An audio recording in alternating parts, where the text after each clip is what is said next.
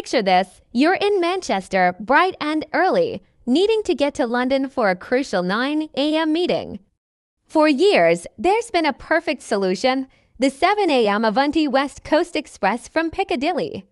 It's the superstar of the line, the only train that gets you to Euston in just 1 hour and 59 minutes. Non-stop after Stockport, it has been a lifeline for business travelers and a major selling point for rail travel between England's two biggest cities. But starting this December, there's a bizarre twist to this story. The good news, the train is still running. The bad news, you can't get on it. Yes, you heard that right. The rail regulator has decided to axe one of Britain's fastest and most lucrative train services, but axe is a funny word here. The physical train, the crew, the entire setup will still depart Manchester Piccadilly at 7 a.m. every weekday.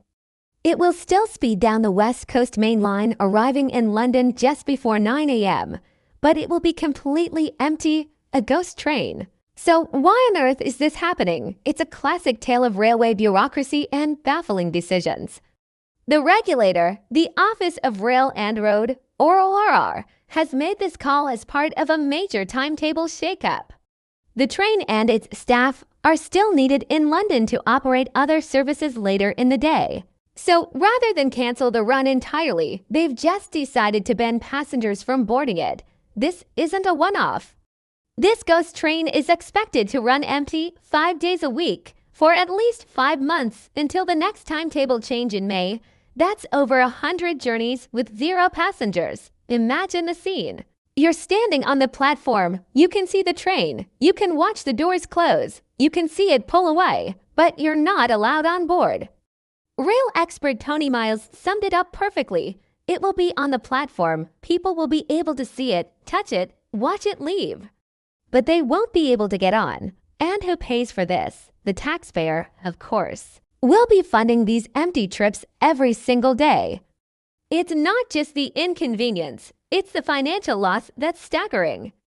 This isn't some quiet, off-peak service. This is a prime-time express train. A standard single ticket for this journey can cost £193, one first class.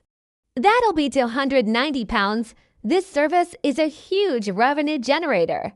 Both Avanti, the operator, and Network Rail, which manages the tracks, argued for keeping passengers on board. They pointed out that the train would be using capacity regardless. It makes perfect sense, right? If the train's running anyway, why not let people pay to use it? But their pleas fell on deaf ears. A senior industry source called this the perfect example of why the railway needs a guiding mind, a central body to prevent such illogical outcomes. People have paid a lot of money over the years to use this specific service, which has been a marketing highlight since it launched back in 2008. So what's the official reason from the ORR? It all comes down to reliability and something called fire brake pads. The ORR is trying to make the whole network more resilient, especially after the timetable chaos of May 2018. They claim this 7 a.m. service runs in one of these fire brake pads, a scheduled gap in the timetable designed to absorb delays. By running it as an empty train, they say it can be rerouted or delayed more flexibly during disruptions without affecting paying customers. They also mention that new open access services, run by a different company, are being added to the schedule, which complicates things. But it's a weak excuse when you consider the consequences. The impact is real. For anyone needing to get from Manchester to London by 9 a.m., the journey just got a lot harder. The fastest trip will now take around 2 hours and 15 minutes. To make that 9 a.m. arrival, you'll have to catch a train at 6:29 a.m. That's a significant downgrade. Business leaders in the North are, unsurprisingly, furious. Henry Murrison from the Northern Powerhouse Partnership slammed the decision. He argues that the regulator is prioritizing a flawed idea of competition over the needs of passengers and taxpayers.